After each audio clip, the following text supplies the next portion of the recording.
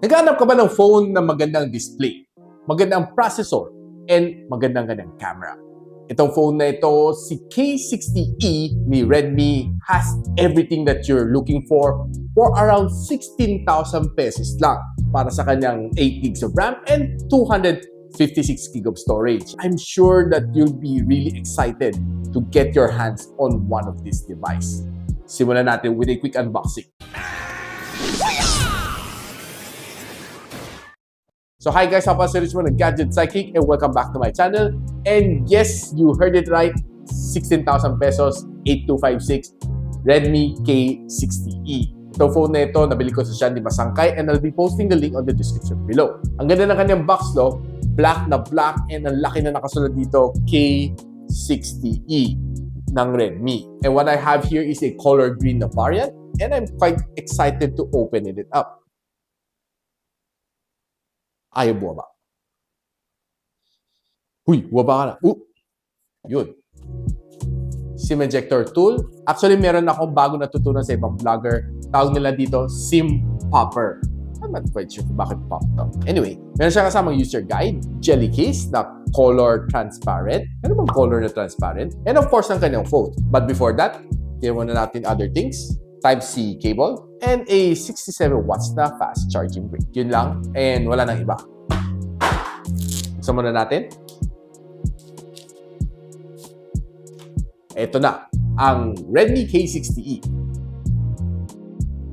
Ang ganda ng kanyang camera module, no? It looks a lot like the Poco F5 Pro. And kita natin na matte finish dito sa likod, so wala kang makikitang fingerprints along the way. Dito sa ilalim, you'll find yung kanyang loudspeaker, Type-C port, and of course, ang kanyang SIM tray, which pag sinundot natin, makita natin kung ano laman. So basically, you see dalawang slot na 5G nano SIM.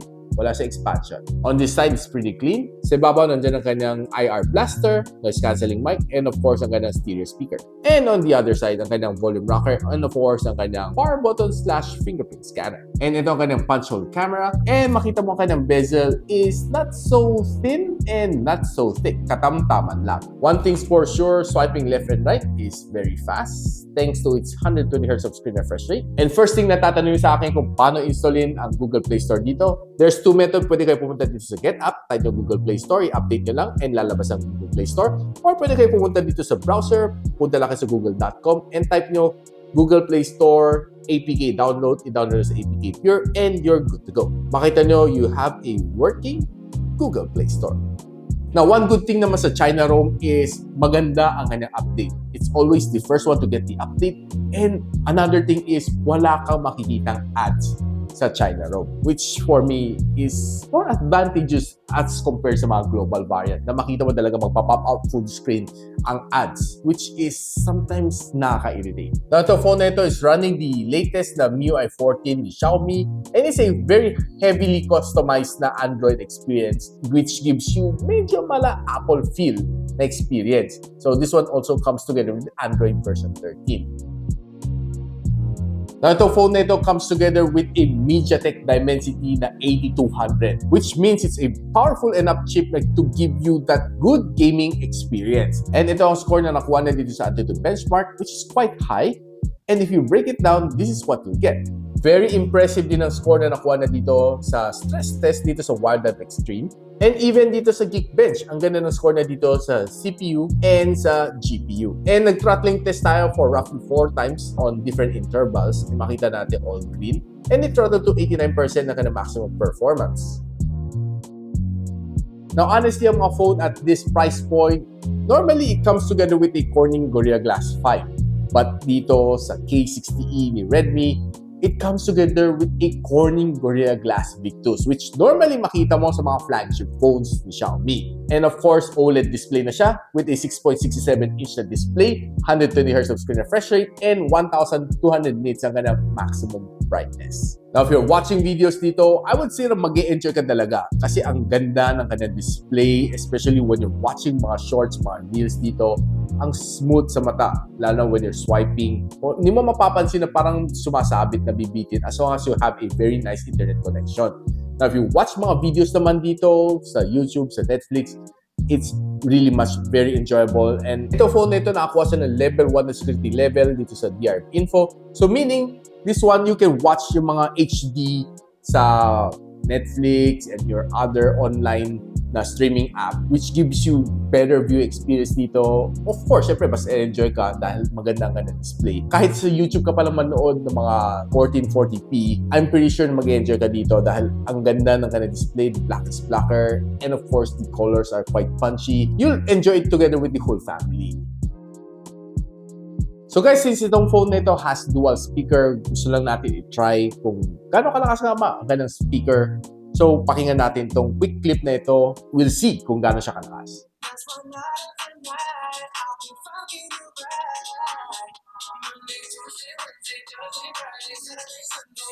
So, sinagad naman natin ang kanyang sound. It's not the loudest na na-try ko on any mid-ranger, but it's quite decent.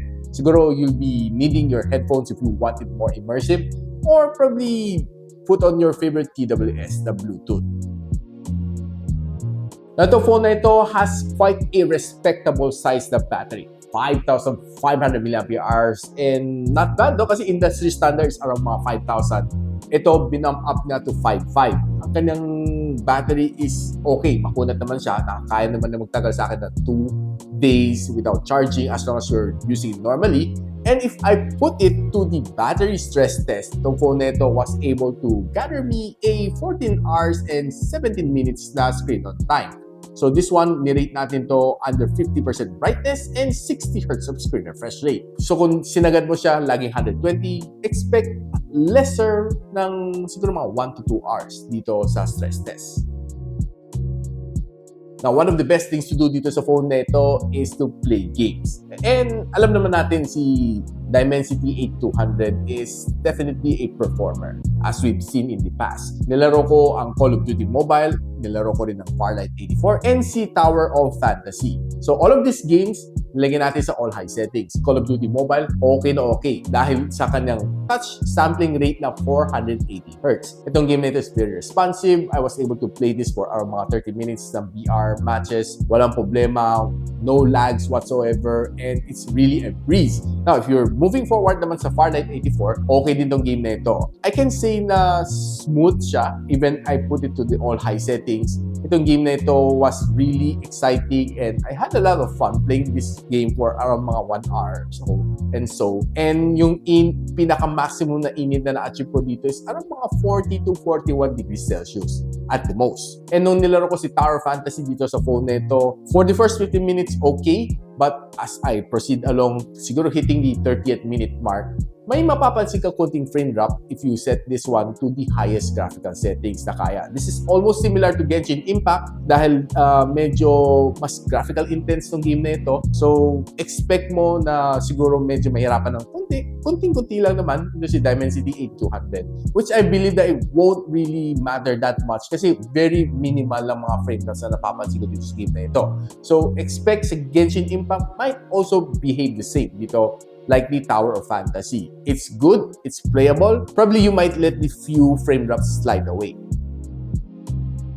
Now, honestly, medyo mas interested ako sa camera performance nito phone na ito more than anything else. It has a 14MP na main camera sensor with OIS, 8MP na ultra-wide lens, and a 2MP na macro lens, shooting up to 4K and 30. And ang kanyang front-facing camera is a 20MP na shooter which can shoot you up to 1080p and 30 FPS. And so, nilaro ko namang camera nito and trying to get some outdoor shot. It was nice. Pag naka-turn on ng AI, mapapansin mo medyo mas saturated ko tiyaga ng colors and it gives more vibrance sa mga photos na nakukuha mo dito. I would say na mas maganda ng mga photos when you turn on the AI, though there are times na it tends to be a little bit more saturated pag naka-on ng AI. Now, if you look at some photos na nakuha ko on indoor, quite good. Not the best, but under low light situation, kaya naman na mag-perform. Was able to focus fast. What's really nice din dito sa kanya is that kaya niya i-enhance konti ang mga photos to make it a little bit more dramatic when you try to look at it. one thing na nagustuhan ko dito sa kanya is pagkuha ng mga bokeh shot. So, you can see itong photo nito, tinaken ko siya using portrait mode. Ang ganda ng pagka-bokeh na sa likod. Now, taking some apparel shots dito is quite good, and some fruit shot is also good as well on indoor, pati mga flowers. Now, taking some selfie shot dito sa kanya is quite decent. I was able to snap in some really nice one on outdoor, and yung makita mo yung mukha mo, parang preserve yung mga blemishes sa yung mukha, no? And it's really nice na kaya na mag-capture so many details dito sa kind of front-facing camera. And if you bring it indoor, dun medyo mapapansin mo, medyo nahirapan siya a little bit over sa low light situation. Medyo nag-underperform siya ng konti. And there are times na mapapansin mo, a little bit grainy din. Yan ang na-observe ko dito sa kind of front-facing camera. Now, using the front-facing camera for vlogging, I would say na okay lang. Probably not the best na you can use for a front-facing camera. But what I like dito sa kanya is quite stable naman siya at 1080p and 30 FPS. Probably the resolution isn't the best that I've tried on a mid-ranger, but I would say na okay, decent lang siya. And ang kanyang rear camera taking videos at 4K and 30, I would say na okay naman siya. Pansin ko dito sa kanyang camera, pag nag-against siya ng sunlight, medyo nahirapan siya ng konti. But if yung normal na lighting condition, maganda ang mga output ng camera nitong phone nito for video. Now guys, itong Redmi K60E is definitely one of the phones that you should consider if your budget is around mga 16,000 pesos or something like that. For 8 gigs of RAM and 256 GB storage with a Dimensity 8200, I would say na powerful enough siya for gaming and good enough din siya for your photography needs. So guys, if you want to know kung saan nyo pwede mabili itong phone na ito, I'll be linking everything on the description box below. And if you like this video, don't forget to like, subscribe, and of course, hit yung bell icon para hindi naman miss all future uploads here from my channel. And so, ako para si Richmond, and you're watching Gadget Sidekick. What's up? Like and subscribe to my channel. Don't forget to hit that notification bell. For one of my latest uploads, click the dito. And for one of my popular uploads, click here.